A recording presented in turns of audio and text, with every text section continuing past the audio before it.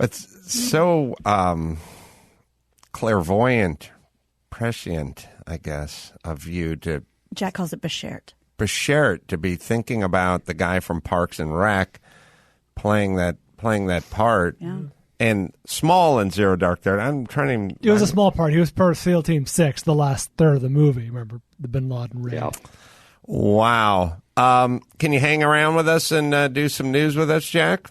Let's do it. All right, let me hit Tommy John, and then we'll get into some news. Tommy John, man, the best. Oh, man, when you're wearing Tommy John's hammock pouch underwear, you're so much more comfortable. You do everything better. Tommy John doesn't have customers. They have fanatics. They've sold over 13 million pairs. I feel like I've said that for 9 months, so we got to be up to at least 14 million by now. I only wear Tommy John, and you will too. Dozens of comfort innovations like air mesh interior hammock, moisture wicking fabric with 4 times the stretch of competing brands. Once you've tried Tommy John, you're never going to go back to your former underwear. It is the best. I wear them every day, especially good if you're rowing on a rowing machine or hitting a cycle, Soul Cycle, or out jogging or being active. It's the best pair you'll ever wear. It's free, guaranteed, right, Dawson? And right now, you get 20% off your first order at TommyJohn.com/Adam. That's 20% off your first order of underwear and loungewear at TommyJohn.com/Adam. TommyJohn.com/Adam. See site for details. All right, we'll take a quick break. Jack Carr is going to hang with us. We'll be right back with the news right after this.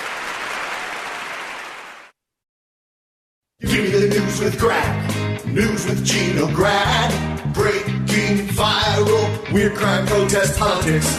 Give me news with Gino Grad. Stuff they saw on TMZ. Joe Biden, Kamala. Meet news with Gino Grad.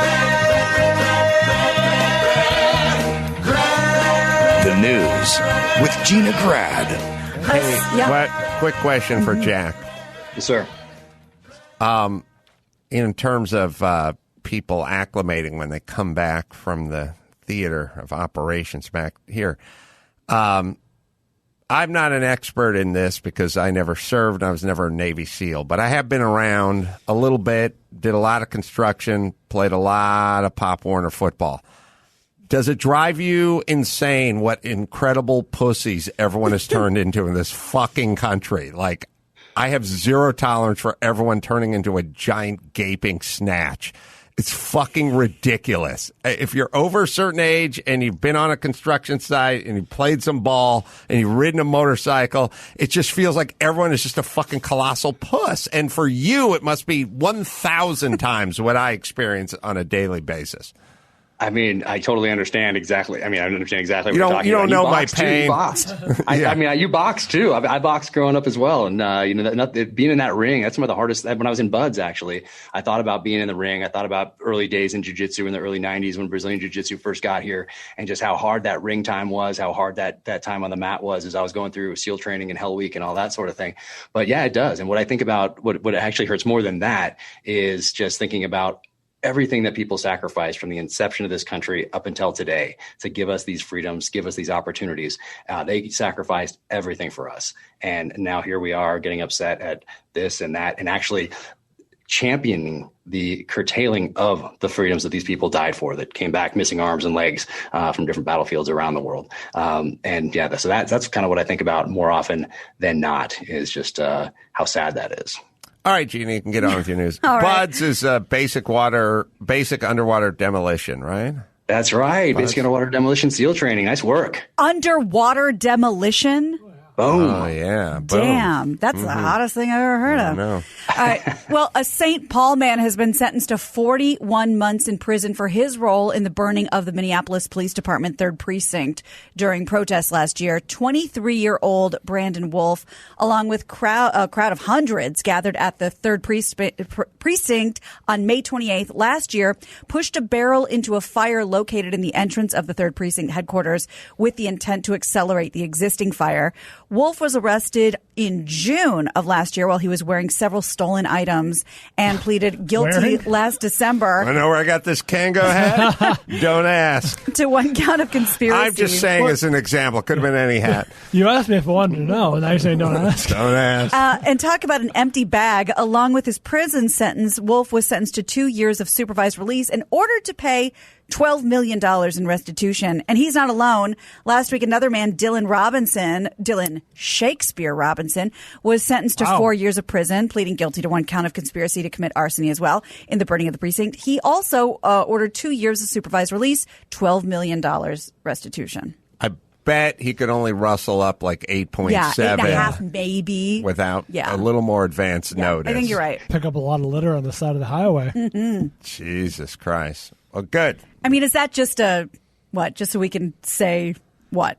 You're not going to get $24 million when you do that. Well, I think it's like what we do when we give a guy like 14 consecutive life sentences. Yeah. It's like message. Yeah.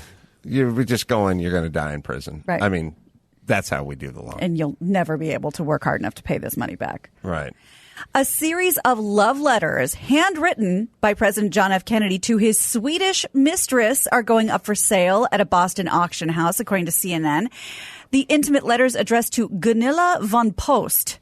She's an aristocrat he met weeks prior to his marriage to Jackie. Revealed Gina, Kennedy, as a woman, series of love letters. You finding a series of love letters that your man is writing to his mistress worse than finding the back of his sack when you come walking in and he's fucking her, right? Yes. As a guy, we don't want to see that. But as a woman, a series of love letters, much. You can burn them, you can tear them up. Doesn't take that sting away. Doesn't take the it's the effort. Yeah, you can see you the guys penmanship are all when about you close your effort. eyes. Yeah. You know what I mean? Yeah. The fucking we don't part. want Tori Amos's old flowers. Yeah, that's happened to me. That happened to Adam. I mean, she's a looker. We don't want to see. Yeah, we have a picture of her. But also, Jackie is probably thinking about the time that for their anniversary, he just sent a Secret Service guy out to buy some flowers from the Mexican guy at the gas station or something. So he could see Marilyn. They have a rose garden, for God's sake. You think he dispatched someone from the kitchen to go pick something. She knows. It's effort, right? You're absolutely right. And we have a picture of her. She was quite fetching. The 8-page collection, which includes one full letter and 2 partial messages, come from Von Post's personal collection. They're expected to fetch about $30,000. She died in 2011. Prior to her death, though, she wrote a memoir about her relationship with him called Love, Jack. He had a lot of concubines. Yeah. Conquests. He had a lot because I've seen a few people interviewed on him. Yeah. And it's funny. I mean, isn't that kind of how it went with Martin Luther King? Like, it's just kind of powerful men, it turns out. Yeah. Who'd have thunk it? We're not doing a retroactive Me Too, but for a guy with a bad back, he fucked a lot of strangers. You know what I mean? If you're banging your wife with a bad back, you can lay it out. Like, all right, here's the positions I can do. You understand with the sciatica and this whatever. This isn't Cirque du Soleil. I need you to sign this. I'm not trying to prove anything to anyone. Right, but when you're with the Swedish model who's 22, good luck. You can't go in there holding. Where's the domes? You're the prez? No way, man. Yeah. A hemorrhoid donut. He had to bring his A game. Wow. $30,000. Do we know what the letters said? Do we have? I didn't see any photographs. There weren't any photographs in the archive of the letters. Mm-hmm. But hopefully we can rustle that up because I'd be interested as well. Unfortunately for France, that country just got a little bit smaller. You know what? Yeah. Cheating used to just be a thing like you had, like polio. You know what I mean? Like, he loves the ladies. Yeah. But he's married to one. Wandering eye. Yeah, he's a man about town. It's like, okay, I guess just some condition he got, and he just fucks strangers. What are you going to do? Well, he loves ladies. What can be done? Yeah. So I read today that the trust in government was at its height in the early time part of JFK's presidency. So I'm not saying there's a direct correlation here between these two events, between trust in government and the mistress there. But I mean, I'm not saying that there's not either. That's interesting. Well, they say it's like the highest pressure job in the world. They always talk about how it ages everyone. Yeah, everyone turns gray. It didn't age Trump for some reason, but he just looked like shit at the beginning. But you see these guys getting gray. It's like so stressful. Well, if you could argue that, well, you should take saunas and steam baths and get a massage. You need stress reduction here. Self-care. That's banging an intern in the pool, If that's what he's got to do, he's running the free world. That's what I'm saying. Question, and I would love... we have a Kennedy letter from 1956. Is this the one? Yeah, and the penmanship is awful, but I must say, I was sad to learn that. Yeah, you ever tried writing with a boner? You got to try it. Now it makes sense. It's so literally good. with the bone. That's hard. I must say that I was sad to learn that, after all, you are not coming to the U.S. No. If you don't marry, come over, as I should like to see you. I had a wonderful time last summer with you. It is a bright memory of my life. I am anxious to see you. Is it not strange after all these months? Perhaps at first it shall be a little difficult, as we shall be strangers, but not strangers.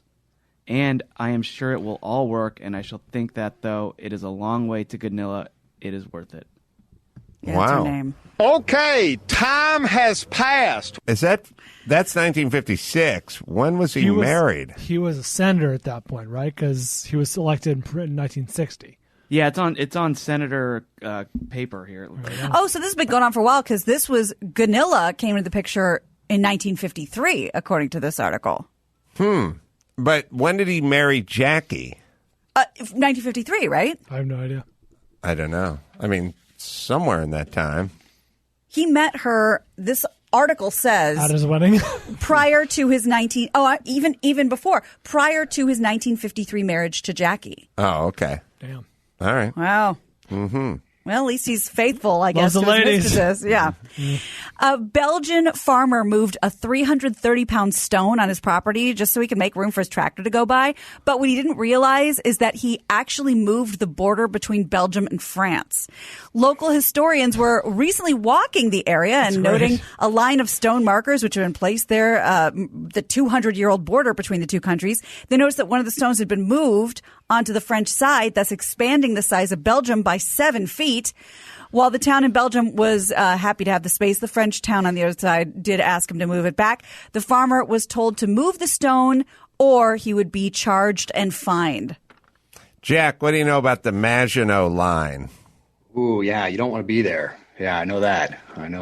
The French. Yeah, sorry. Tell us. The French built this thing called the Maginot Line, like after World War I, and they decided to build this great wall with all these tracks and ways to move armament and stuff, and keep, if Hitler got a little nutty or another European country, and they built all this stuff to move all this stuff to make their stuff sort of impenetrable, and then the Blitzkrieg came and they just flew right over it and bombed the shit out of France. Because it was from the early 30s, right? They probably started the Maginot Line after World War I. Yeah, probably in like the early 30s, and they weren't thinking about Stukas and how could they? Hurricanes. Nice work, geniuses. Yeah. I don't know. It's all about adaptation. Yeah, all about adaptation. The enemy's always looking at us. We're always looking at them, and the Germans adapted. Max Spada, find me the Maginot Line and like how long it was and what it was on the border of France and not Belgium, maybe. I don't know. And it didn't work. Didn't work. No, that's but the lesson. They put a lot of time into it. It just didn't pay off.